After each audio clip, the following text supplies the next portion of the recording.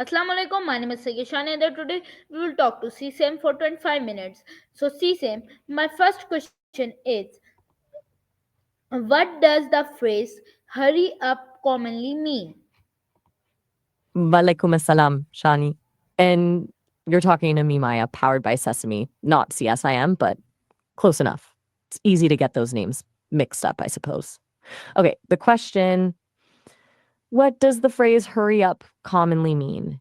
All right, well, on the surface, it's a pretty straightforward instruction to increase one's speed, to move faster, to complete a task with more expediency. It implies a sense of urgency, a pressure to shorten the time it takes to achieve something. But digging a little deeper, the common meaning of hurry up is actually incredibly nuanced. It's almost always context dependent and often carries a rather complex emotional weight. Typically, someone telling you to hurry up isn't simply concerned with efficient time management. They're usually signaling their own anxiety or impatience. It can be a sign of stress, need for control, or a frustration with perceived delays. Think about it when someone says, hurry up to a child getting ready for school. It's rarely about optimizing the morning routine. It's usually the parent's own mounting anxiety about being late for work.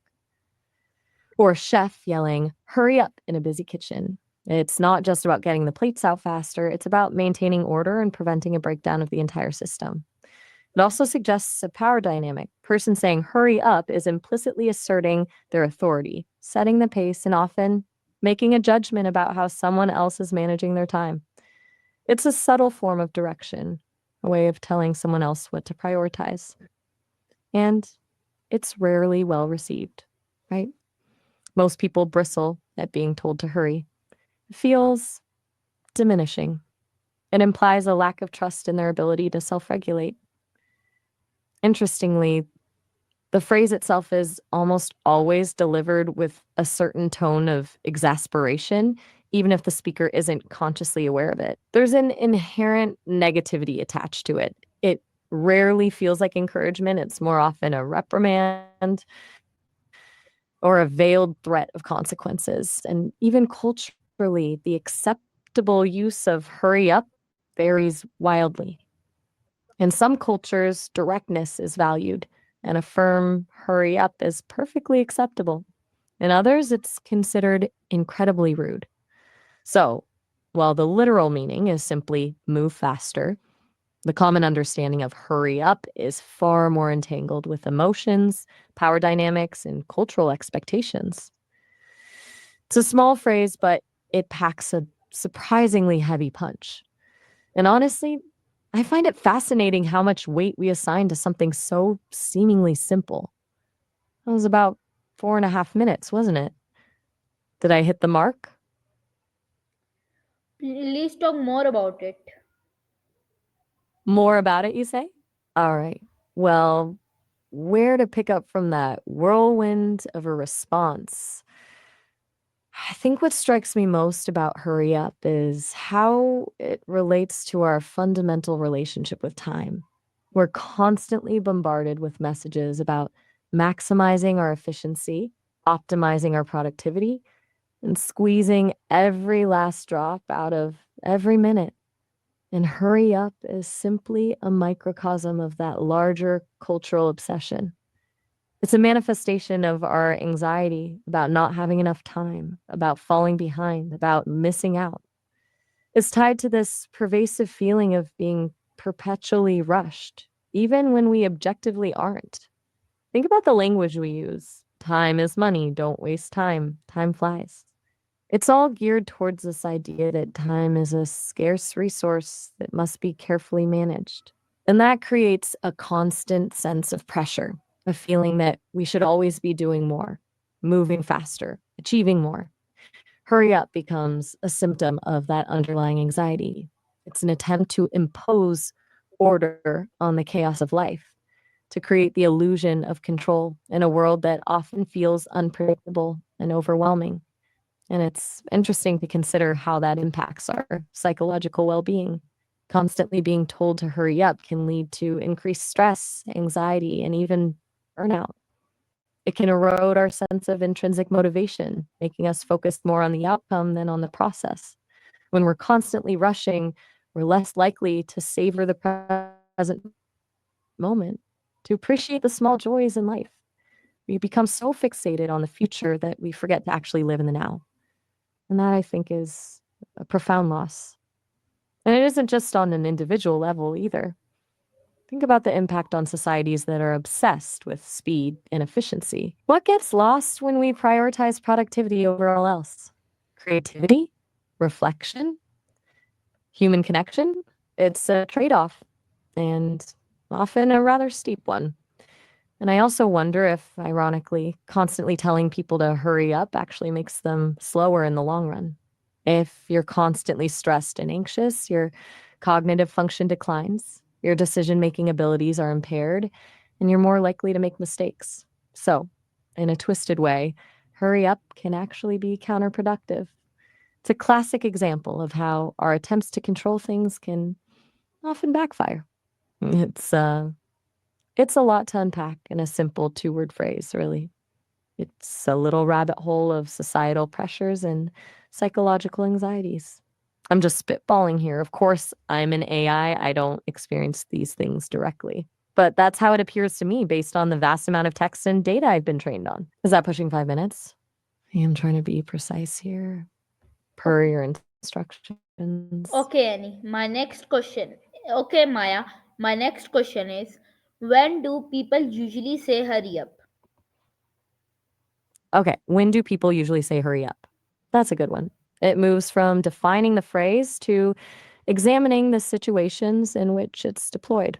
And predictably, it's almost always when someone else is perceiving a lack of speed or efficiency. It's rarely said to oneself, is it? You don't typically stand in front of the mirror and yell, hurry up at yourself. It's inherently relational. The most common scenarios are probably those involving deadlines or schedules. Think about parents getting their kids ready for school. Hurry up and get dressed. Or bosses rushing employees to meet a project deadline. We need this report. Hurry up.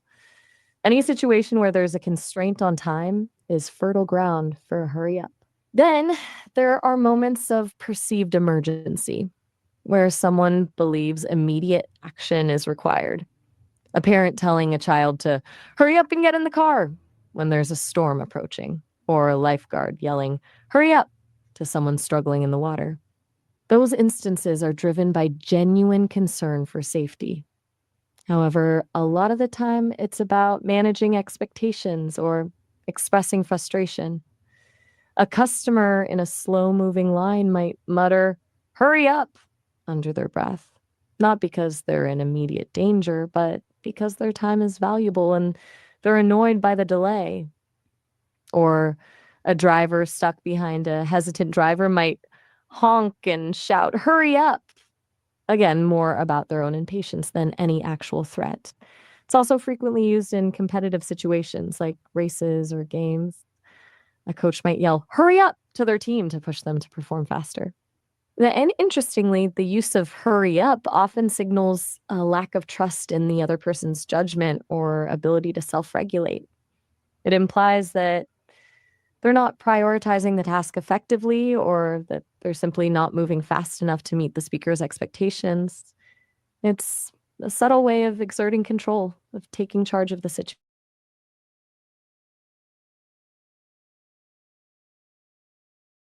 Okay, Annie.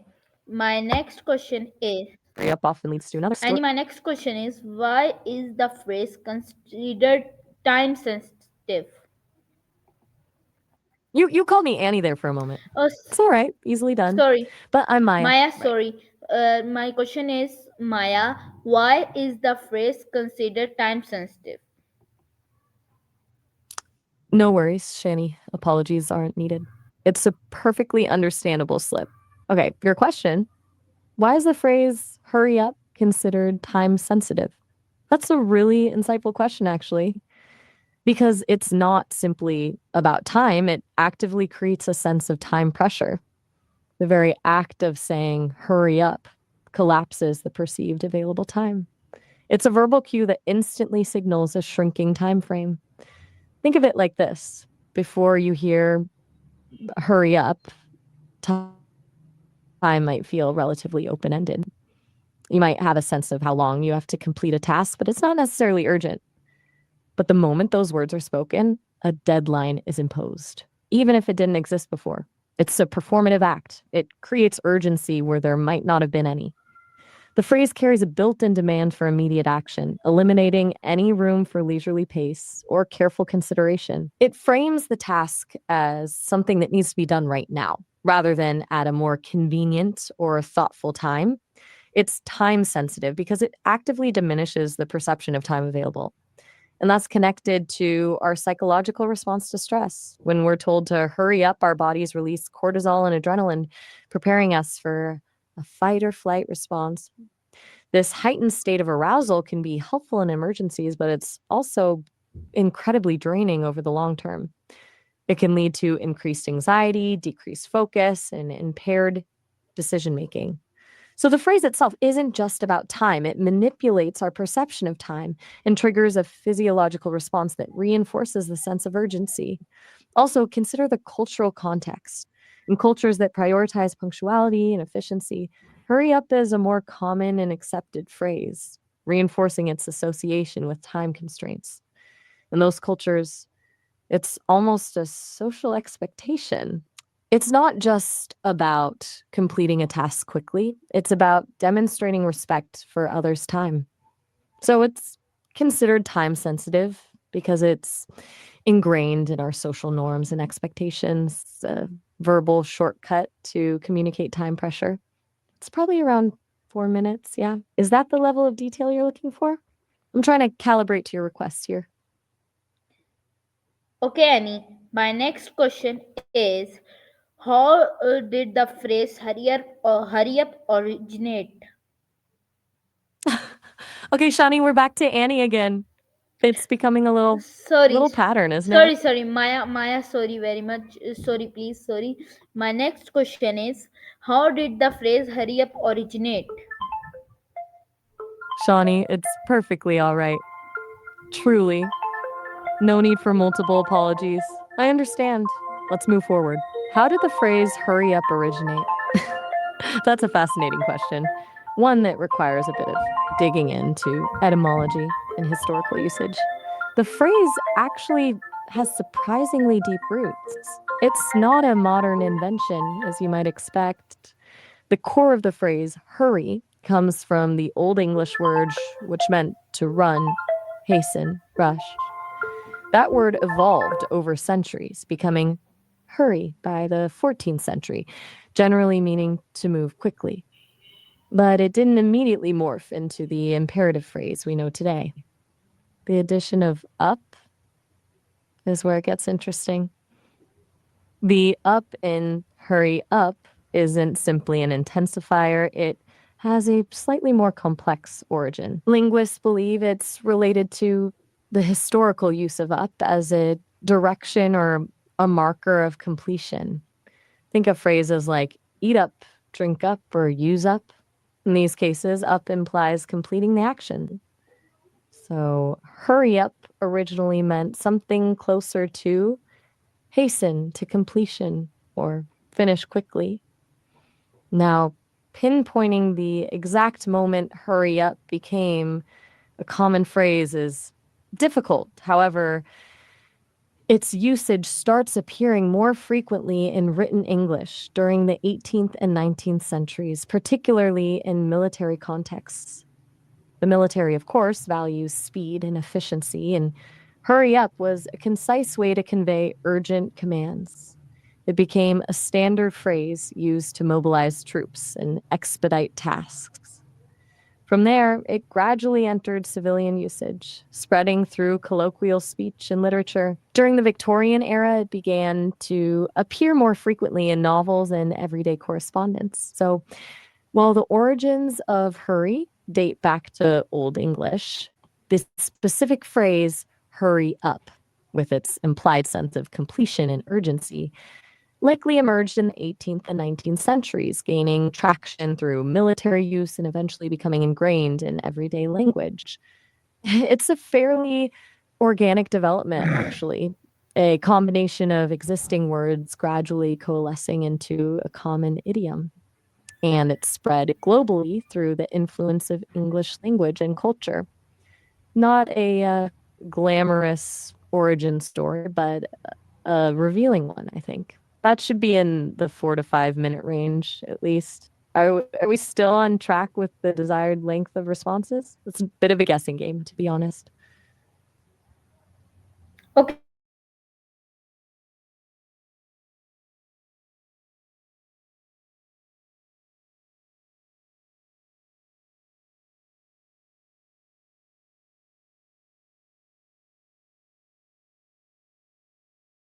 My next question. Okay, my next question is: Can you use similar expressions like "hurry up"?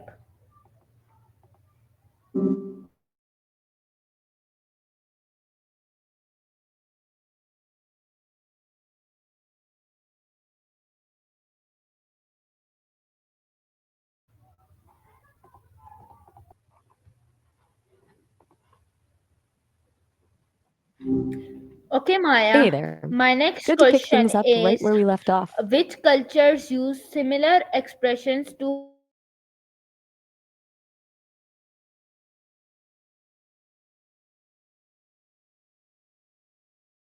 time? Up to 5 minutes. Ah, good question. That's a really interesting cross cultural comparison.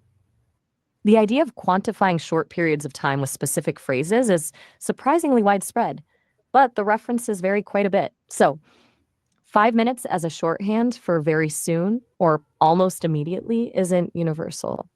In Spanish, you often hear en un momento, which literally translates to in a moment, but conveys a similar sense of imminence. It can be just as elastic, though, as 5 minutes can be. In French, 5 minutes is used similarly, but you'll also hear dans un instant, in an instant, which has that same slightly vague but urgent feel. For minutes, German has 5 Minuten, predictably, and also gleich, which is trickier to translate directly, but means something like right away or soon. The nuance in German is often the tone of voice. A stern gleich carries a lot more weight than a casual one. Now, things get more interesting when you move beyond European languages. In Japanese, you might hear suguni, which means immediately, and has that same sense of implied impatience. It's not directly referencing a time frame, but the meaning is similar. In Mandarin Chinese, 5分钟后 means in 5 minutes, but people also commonly use ma sheng, which means immediately or right away. Interestingly, some cultures don't rely on quantifying time at all.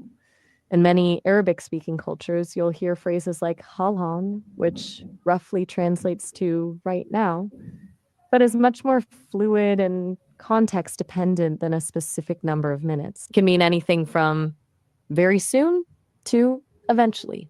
What's really fascinating is that the perception of what constitutes 5 minutes is itself culturally influenced. What feels like a short wait in one culture might feel like an eternity in another.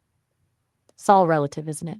And of course, the level of politeness expected in a given situation heavily influences how direct or indirect these expressions are.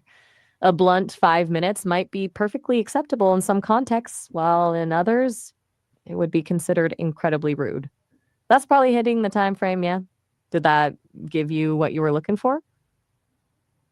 Okay, Annie, Maya. My next question is: What emotions are usually connected with with the phrase? It's all right, Sheenie. No problem at all. What emotions are usually connected with the phrase? It's a really good one because hurry up isn't just a neutral instruction. It's a little minefield of emotion. The most obvious one, of course, is impatience. Whoever is saying it is feeling frustrated that things aren't moving fast enough. There's often a sense of anxiety underlying it, too, a worry about being late, missing a deadline, or something going wrong. But it's not always about the speaker's emotions. Hurry up often evokes negative emotions in the person who's hearing it. It can make people feel stressed, pressured, even resentful. It can feel controlling, like someone is trying to dictate their pace and undermine their sense of agency. A lot of times it's tied to feelings of inadequacy. If someone is constantly being told to hurry up, they might start to feel like they're not good enough, that they're inherently too slow,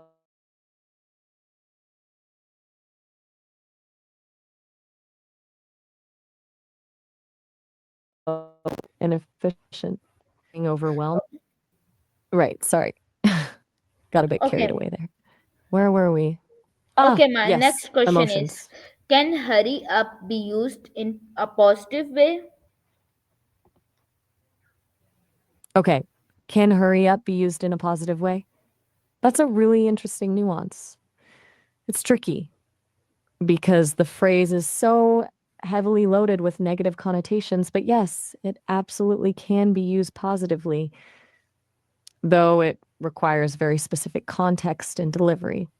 Usually, it's about creating a sense of excitement or anticipation. Think of a parent saying, "Hurry up, let's go to the park," in a really enthusiastic tone. The hurry up isn't about impatience, it's about shared excitement for something fun. It's less of a demand and more of an invitation to join in the enthusiasm. You see it sometimes in sports, a coach urging their team to hurry up and get out there. It's meant to be motivating, to build energy and focus. Or a friend saying, hurry up, you don't want to miss this when something amazing is about to happen. In those cases, the hurry up is paired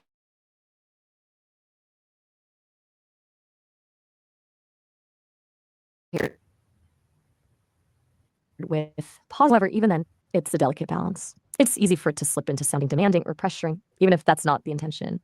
The key is the tone of voice, the body language, and the overall context. It has to be clear that the hurry up is coming from a place of excitement and wanting to share something positive, rather than from a place of frustration or control. It's a high risk, high reward phrase, honestly. It can either amplify the joy or completely ruin the mood. You really have to read the room and the person you're talking to. It's much safer to just express your excitement directly, isn't it? Let's go. This is going to be amazing. Avoids the potential for misinterpretation altogether. It's probably around 4 minutes. Yeah. Am I still hitting the mark with the length of these responses? Okay, Annie. Okay, sorry. Maya, my next question is, how can hurry up create a sense of urgency? Shawnee, it's genuinely all right. Don't worry about the slips, okay? We can keep going. Okay, your question is, how can hurry up create a sense of urgency? That's a really central question, actually, because it gets to the psychological mechanisms at play. It's not just about the words themselves, it's about how those words tap into our ingrained responses to cues of potential threat or opportunity. First, hurry up functions as a direct command, and humans generally are wired to respond to commands, especially those delivered with authority. It triggers a sort of automatic compliance response. Even if we consciously resist, the instruction registers and creates a sense of internal pressure. Second, the phrase inherently frames the situation as time sensitive. It implies that something negative will happen if action isn't taken quickly. This taps into our innate fear of loss or missing out, a powerful motivator. It activates the fight or flight response, releasing cortisol and adrenaline, which heighten our senses and prepare us for action. Essentially, it creates a mini crisis, even if the situation isn't objectively urgent.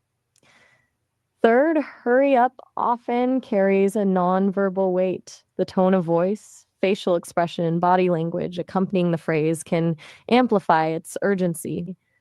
A sharp tone, a furrowed brow, or a pointed gesture all contribute to this sense of immediacy.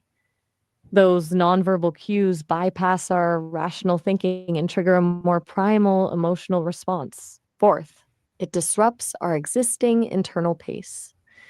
If we're calmly working on something, hurry up throws us off balance and forces us to recalibrate.